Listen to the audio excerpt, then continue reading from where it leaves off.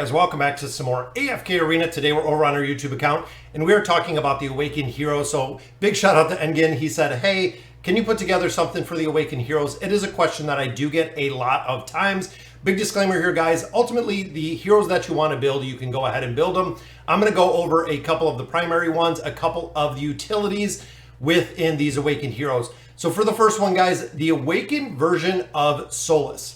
Now, not the biggest priority hero to have, and unfortunately I do not even have her unlocked right now, but getting one single copy of the Awakened version of Solise is really game changing when it comes to using her within Darknamore in the Twisted Realm, when it comes to using her in formations in the Cursed Realm, the Wilder Tower, things of that nature, guys. She does not have to be built.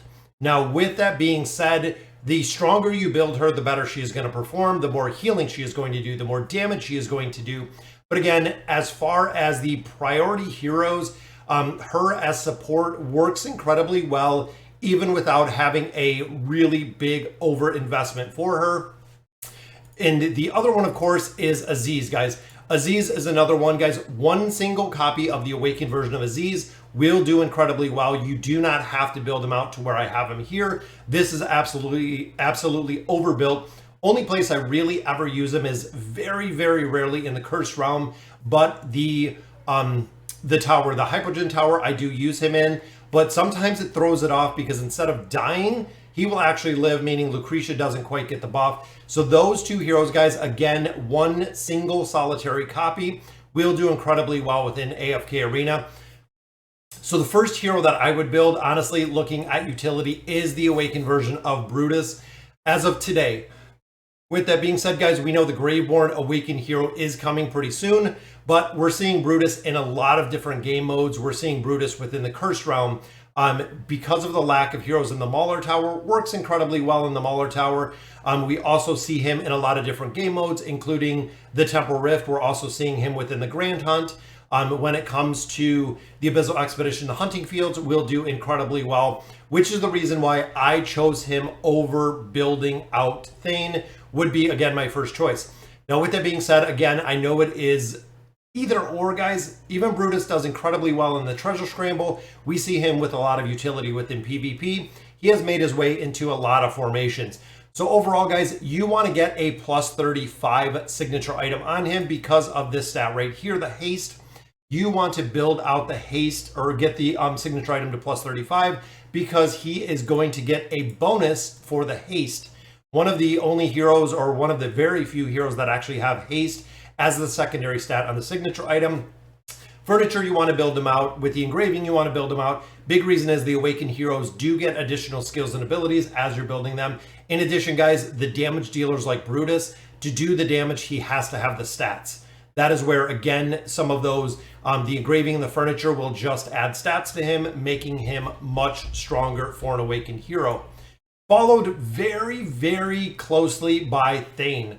Now, the big thing with Thane, guys, is within the Cursed Realm, not really the same utility as we see Brutus. When you look at the Grand Hunt, not the same utility as we see in Brutus. And again, when it comes to PvP, both of them are very present. When it comes to the Hunting Field, or excuse me, the Treasure Scramble, again, both of them are very present in formations.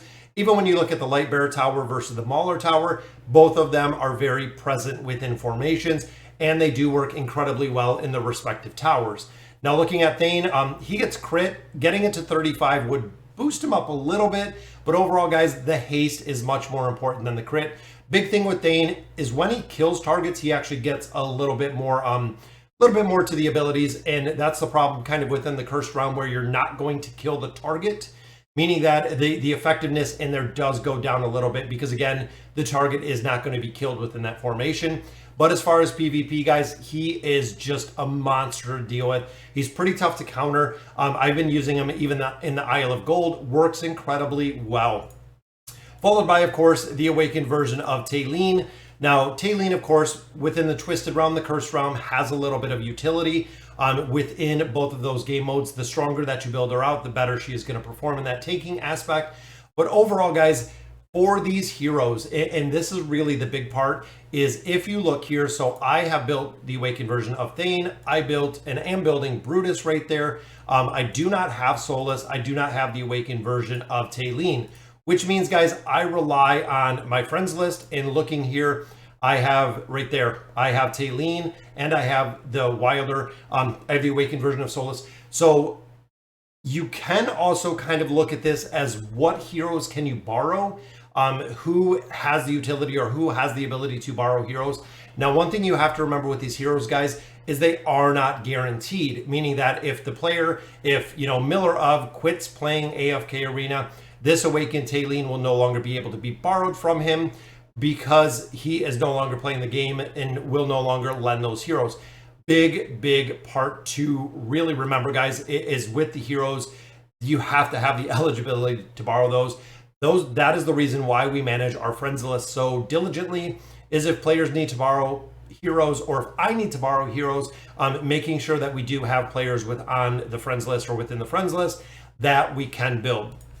So again, my priority with building them, guys, number one would be Brutus. He would be the go-to, followed very closely by the awakened version of Thane. Again, working incredibly well. Brutus and Thane kind of interchangeable, but again, within that cursed realm, we see Brutus in a lot more of the comps. Now, what's funny to see is when you see meta formations, when you see the actual campaign progression, as we are here in 4339, we really don't see any of them. On a very rare basis, are we actually going to see any of our awakened heroes within these formations? Sometimes we'll see Brutus. Even there is Lucretia, there is Thorin. We have Alnagrez right there. We have Iran for the 5-pull, and then we have the Charmazard.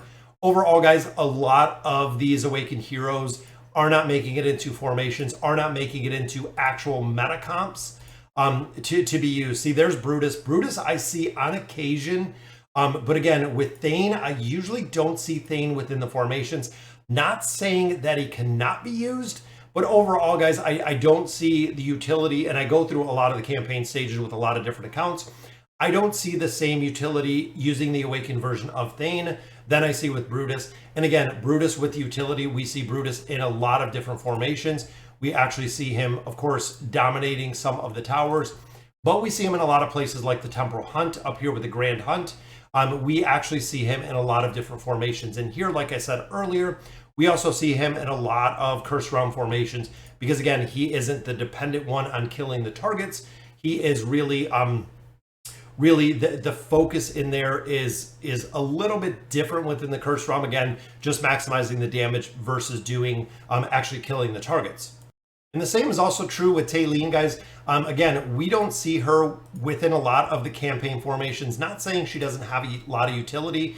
Twisted Realm, Cursed Realm, we do see her in some formations, but really that is the only place. When you look at a lot of other game modes, not used in very many places, which is a little bit disappointing, especially because you're putting such a absolute huge investment into these heroes, guys, to see kind of the minimal return that we see for some of those. And again, that is the reason why I chose Awakened Brutus as the number one to build after you do get a copy of the Awakened version of Solise. And again, Ezizh, if you get him, great. If you don't get him, I would never dedicate resources. Looking back, I would not dedicate any resources to building out Ezizh.